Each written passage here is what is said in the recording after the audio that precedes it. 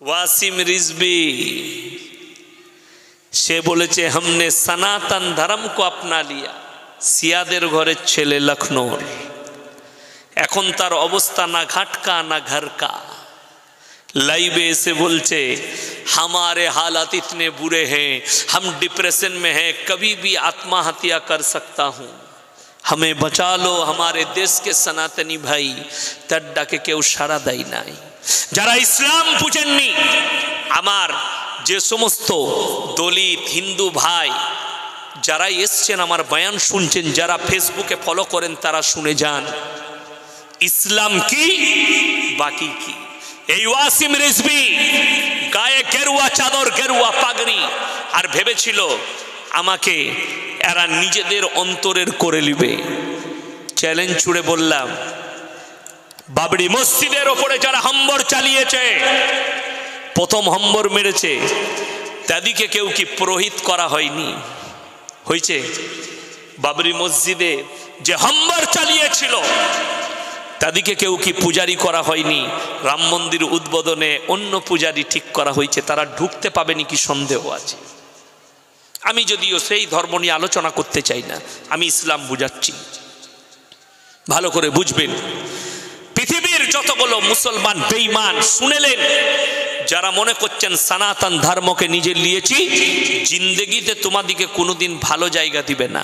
আর আল্লাহর কসম করে জলঙ্গির মাটিতে বলে যাচ্ছি, আমার যতগুলো দলিত আদিবাসী ভাই হিন্দু ভাই যারা আমার বয়ান শুনছেন, আমি ইয়াসিন বলে গেলাম, এই জলঙ্গির মুসলমান ভাইদের হয়ে আপনাদিকে বলে যাচ্ছি, কেউ যদি এক্ষুনি এই স্টেজে এই জায়গায় কলমা পড়ে মুসলমান হয়, ফজরের নামাজ তুমি ফার্স্ট কাতারে পড়তে পাবে, কেউ বলতে পারবে না তুই রাত্রে ঈমান এনেছিস, পেছনের কাতারে যা। জোরে একবার বলুন সুবহানাল্লাহ।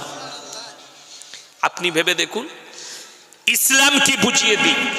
আচ্ছা, আপনাদের মসজিদে সিস্টেম আছে বড় লোকরা সামনের কাতারে দাঁড়াবি, তারপরে হাজি সাহেবরা, তারপরে যারা চাষি আছে তারা, তারপরে ভিখারিরা, এরকম সিস্টেম কোন মসজিদে আছে? নাই। আল্লাহর ঘর শুনেলেন ইসলাম। যদি একজন ভিক্ষুক উজু করে ফার্স্ট কাতারে বসে, পেছনে যদি কোটিপতি ঢুকে তার পাশে দাঁড়াবে, কিন্তু তাকে বলতে পাবে না আমার পাশে বসতে পাবি না, পেছনে যা। এটাই হচ্ছে ইসলাম, আর এটাই হচ্ছে আল্লাহর ঘর। জোরে বলুন সুবহানাল্লাহ।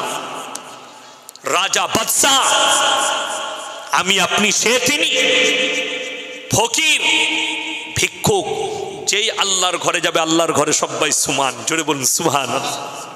শুনেলেন নবীজির একটা আখলাক, আল্লাহর হাবিব সাল্লাল্লাহু আলাইহি সাল্লাম নিজের হুজরাখানায়, মসজিদে নববীতে নিজের হুজরাখানায় আছেন, দস্তরখান লেগে গেছে, নবীজির পাশে সব মালদার সাহাবীরা, হযরতে উসমানে গনি রাদিয়াল্লাহু তাআলা আনহু, হযরতে শোয়েবা, হযরতে লুতবা, মালদার সাহাবীরা বসে আছেন। এক কোণে মসজিদে নববীর একটা থাম্বায় ঠেস দিয়ে সাইয়্যিদনা বেলাল হাবসি মনে মনে ভাবছেন, আল্লাহর হাবিব কি আমার মতো একজন গরিব কৃতদাস লোকের বাগানে ঝাড়ু লাগায়, মসজিদে নববীটা পরিষ্কার করে, আজান দেয়, আমার মতো লোককে কি এই মালদার সাহাবীদের দস্তরখানে ডাকবেন?